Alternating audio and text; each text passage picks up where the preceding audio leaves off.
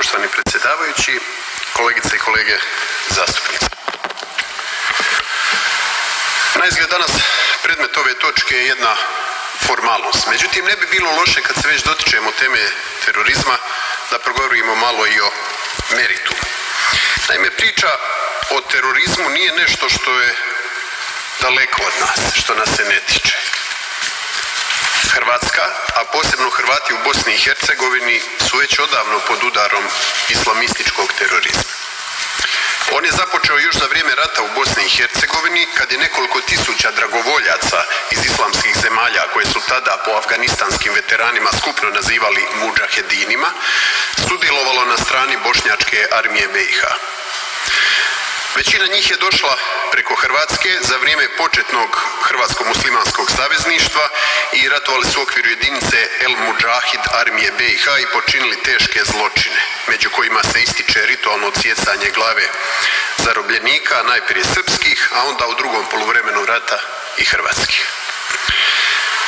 Uz blagoslov tadašnje bošnjačke vrhuške, koja je i danas vrhuška, kasnije ću na kraju reći nešto o gospodinu Šefiku Džaferoviću, drugom bošnjačkom članu predsjedništva BiH, dijeljena su im državljanstva bez nadzora, a dio njih poslije rata ostave živjeti u Bosni i Hercegovini, uglavnom u izoliranim zajednicama, gdje su im se pridruživali i neki domaći mladići. Te će zajednice postati rasadnici budućih terorista. Neki od njih marljivo su odrađivali poslijeratni posao maltretiranja hrvatskih povratnika, pretežno u srednjoj Bosni, što je u Hrvatskoj uglavnom prešućivano. U Hrvatskoj se u islamskom terorizmu govori kao nečemu dalekom, što se tiče velikog svijeta, Pariza, Brisela, ali građani Hrvatske bili su mete islamskog terorizma, od pokolja 12 radnika hidroelektre u Alžiru 1993. do terorističkog napada koji je u listopadu 1995. organizirala Al-Gama Al-Islamija u Rijeci, nakon što je Hrvatska izručila njezina čelnika. Tada se u Rijeci bombaš samoubojica automobilom bombom zabio u riječku policijsku postaju, ranjeno je 30 ljudi, a pravo je čudo da žrtava nije bilo puno više. U susjednoj BiH islamistički terorizam prisutan je u kontinuitetu od rata. Godine 1997. izveden je veliki teroristički napad u Mostaru. U zapadnom, većinski hrvatskom dijelu grada eksplodirala je autobomba, točnije naprava koja se sastojala od 15 protutenkovskih mina, 450 grama TNT kocki, 20 protupješačkih mina i 15 kg eksploziva. Rezultat je bio više desetaka lakše i teže ozlijeđenih i oštećeno je više stotina stanova i automobila. Taj napad je organizirao Ahmed Zuhair Handala, islamist koji je kasnije završio u Guantanamu i danas je u Guantanamu. Odmah nakon tog napada u Mostaru dio sarajevskih medija pokušao je plasirati priču kako su to Hrvati sami sebi napravili, ne bili ispali žrtve, a ono što je najjadnije i najsramotnije da se na ta podmetanja zakvačio dio tadašnjeg oporbenog tiska u Hrvatskoj. Nakon što su otkriveni pravi počinitelji, dakle Handala i ekipa, nije poznato da se iko u Hrvatskoj koji je to opisao zacrvenio ili ispričao građanima Mostara i Hrvatima u BiH općenito. Prema dokumentu kojeg potpisuje admiral David M. Thomas Jr., zapovjednik američke mornarice u Guantanamo Bayu, a što je iscurilo na Wikileaksu, ističe se kako je Handala sudjelovao u ubojstvu američkog državljanima u BiH, terorističkom napadu autobombom u Mostaru, te napadu na američki razarač USS Cole kod Jemena. Taj Handala je bio prijavljen u Zagrebu u ulici Milana Rešetara na broju 36/4. kao Ahmed Zuhair Handala iz Saudijske Arabije. Njemu su vlasti Hrvatske izdale osobnu iskaznicu u prosincu 1994. Sve to se radilo u sklopu potpore takozvanim humanitarnim djelatnicima iz islamskih zemalja koji su pod tom krinkom dolazili ratovati u BiH. Njegov pravi identitet bio je Ahmad Zaid Salim al-Zuhari. I znamo da se taj Handala nalazi danas u Guantanamu. Bombe su bile podmetnute pod katoličke crkve u Bugojnu 1996. i u Sarajevu 1997. Iste godine spriječen je atentat na papu Ivana Pavla II. Tijekom njegova posjeta Sarajevu. Eksploziv je na vrijeme pronađen ispod mosta kojim je papa trebao proći. Godinu dana kasnije islamisti su u odvojenim akcijama podmetnutim bombama ubili 2 hrvatska policajca povratnika u Travnik. Sljedeće godine, 1999. bombom u automobilu ubijen je zamjenik ministra unutarnjih poslova Jozo Leutar. Počinitelji do danas nisu otkriveni, iako postoje brojne indicije da je atentat izvela ista islamistička ekipa, povezana s dijelom bošnjačke političke vrhuške. Najpotresniji primjer je sudbina povratničke obitelji Anđelić iz Kostajnice kod Konjica, koju je na Badnju večer 2002. u njihovom skromnom povratničkom domu pobio vehabija Muamer Topalović. U robnoj kući Fis Vitez, jedno od najuspješnijih hrvatskih gospodarskih priča u BiH, 2008. podmetnuta je bomba, od koje je jedna osoba poginula. Islamski teroristi nisu napadali samo kršćane, nego institucije Bosne i Hercegovine, o čemu svjedoči napad na policijsku postaju u Bugojnu 2010. u kojem je poginuo jedan policajac. Sljedeće godine 2011. vehabija Mevlid Jašarević je u sred dana pola sata iz Kalašnjikova pucao po američkom veleposlanstvu u Sarajevu. U travnju 2015. u Zvorniku je Nerdin Ibrić, povezan s vehabijama, usmrtio jednog i ranio 2 policajca. A u studenom iste godine teroristički napad koji dolazi iz istog milja izveo je Enes Omeragić, koji u Rajlovcu predgrađu Sarajeva ubio 2 pripadnika oružanih snaga BiH.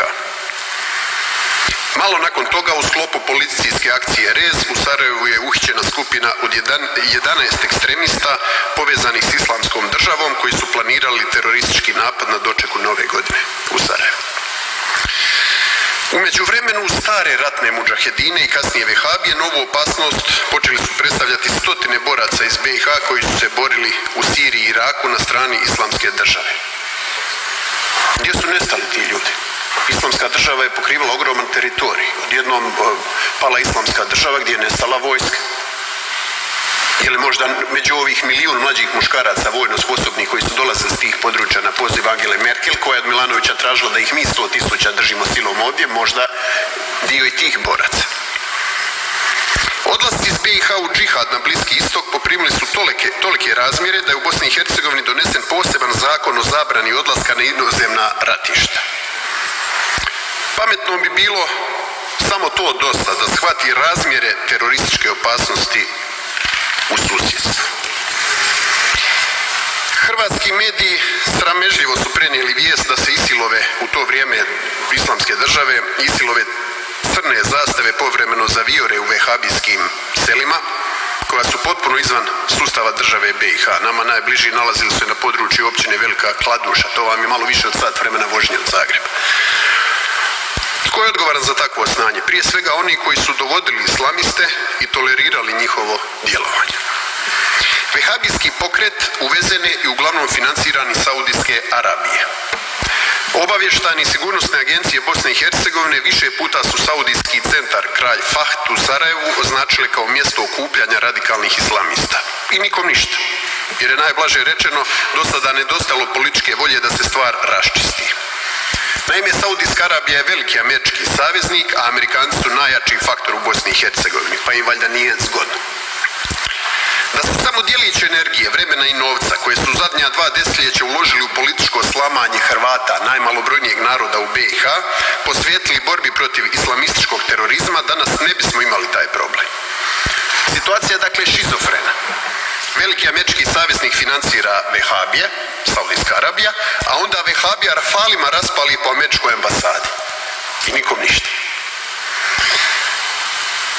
Svijet je obišla i vijest da su se pojedini navijači reprezentacije BiH u uzvratnoj utakmici dodatnih kvalifikacija za evropsko prvenstvo protiv Irske uzvicima Palestina, Palestina prekinuli minutu šutnje za žrtve terorističkog napada u Parizu.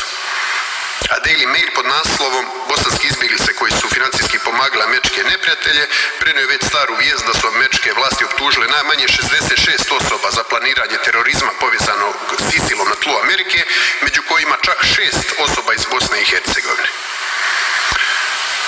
Ovdje ću se sada zaustaviti postaviti, a nastavit ću u pojedinačnom govoru o polemici koju je izazvala bivša predsjednica Kolinda Grabar-Kitarović govoreći o povratnicima sa sirijskog ratišta i liku i dijelu Šefika Džaferovića, člana predsjedništva BiH. Nadovezujući se na tezu i ove, nažalost, brojne primjere koje sam iznio kao njenu potkrepu da imamo problem islamskog terorizma i u Hrvatskoj, na primjeru napada na Rijeku i radnike hidroelektre, a pogotovo u hrvatskom susjedstvu čije su žrtve golemom većinom bili Hrvati u Bosni i Hercegovini. Posebna polemika digla se oko povratnika sa ratišta u Siriji i Iraku, pripadnika takozvane islamske države. Tada je predsjednica Grabar-Kitarović iznijela brojku, podatke o nekoliko tisuća dragovoljaca iz Bosne i Hercegovine koji su otišli na strana ratišta kao islamski ratnici.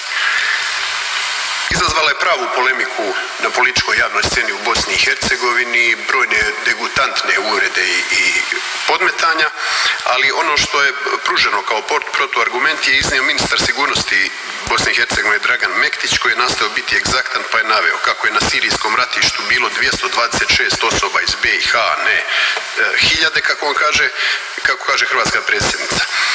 Dodao je kako ih je trenutačno tamo 115, poginulo je 65, a vratilo se 45. Naravno, ne možemo ni približno znati pravi broj, jer se pri odlasku na ratište u Siriji sigurno nisu prijavljivali gospodinu Mektiću da kažu, evo, registra nas, idemo se mi boriti za islamsku državu. No, ono što je znakovito je ovaj broj poginulih, 65 poginulih, što sugerira da je vjerojatno na ratište otišlo znatno više od 226 boraca. Kao potvrda teze tadašnje predsjednice Kolinde Grabar-Kitarović o nestabilnosti BiH u tom smislu, pokazuje se i potpuno suprotan stav tadašnjeg Mektićevog zamjenika Mije Krešića, koji je, braneći hrvatsko predsjedništvo, naveo izjavu predsjedavajućeg vojnog odbora NATO-a, generala zbora Petra Pavela, koji je rekao da Balkanu prijeti islamski terorizam, ali i ruski utjecaj, te kako bi Bosna i Hercegovina mogla postati, citiram, utočište za terorizam. O uplitanju stranih zemalja poput Saudijske Arabije i drugih sponzora radikalnog islama u Bosni i Hercegovini suvišno je i govoriti. Sad što se tiče gospodina Šefika Džaferovića, koji se također tada istaknuo u prizemnim napadima na hrvatsko predsjedništvo, a zanimljivo je nedavno i na predsjednika Milanovića zbog njegovih potpuno opravdanih i argumentiranih izjava o BiH. Šefik Džaferović, dakle sadašnji drugi bošnjački član predsjedništva uz Željka Komšića, je tijekom rata obnašao visoke dužnosti u sigurnosnoj službi bošnjačkoj. On je islamskim borcima iz postrojbe armije BiH El Mudžahid odobravao državljanstva Bosne i Hercegovine. Imamo i priopćenje HDZ-a BiH, tu su u Saboru i zastupnici dijaspore koji su članovi te stranke, pa mogu ovo i potvrditi i proširiti. Citiram, kao potpisnik dokumenta za dobivanje državljanstva BiH, Džaferović je pomagao svjetski poznate teroriste, radikale i mudžahedine koji su sudjelovali u jednom od najvećih svjetskih terorističkih napada, misli se na New York, u kojima su stradali nedužni ljudi. Kao takav ne može predstavljati državni vrh BiH, kojemu cilj treba biti bolja budućnost, mir, suživot za narode i građane BiH, kao ni samu domovinu. A zanimljivo da je bivši ministar sigurnosti BiH Fahrudin Radončić objavio javno post naslovljen Džaferovićev plan nije i nikad neće biti moj, u kojem je objavio dokumente iz kojih je razvidno da je Džaferović kao načelnik Centra službe bezbjednosti u Zenici dodjeljivao državljanstva BiH mudžahedinima koji su ratovali u Bosni i Hercegovini iz Egipta, Pakistana, Tunisa, Saudijske Arabije, Jemena i Jordana. No time prisutnost islamskih terorista nije okončana. U veljači 1996. Washington Post je objavio da je u terorističkom logoru pokraj Fojnice i dalje prisutno u to vrijeme 200-tinjak iranskih instruktora koji nastavljaju s aktivnostima. 2 dana kasnije IFOR je izvršio desant na logor, time je barem ta iranska priča završila. I na koncu navešću riječi Miroslava Tuđmana u intervju u Globusu 1.9.2017. godine, gdje je rekao da je činjenica da su dvojica od onih 18 koji su srušili svjetski trgovinski centar u New Yorku imali iskustvo iz borbi u BiH. I kaže Miroslav Tuđman, zbog toga je 4 tjedna nakon rušenja VTC-a Alija Izetbegović bio prisiljen dati ostavku. Dakle, ovo su vrlo ozbiljne stvari.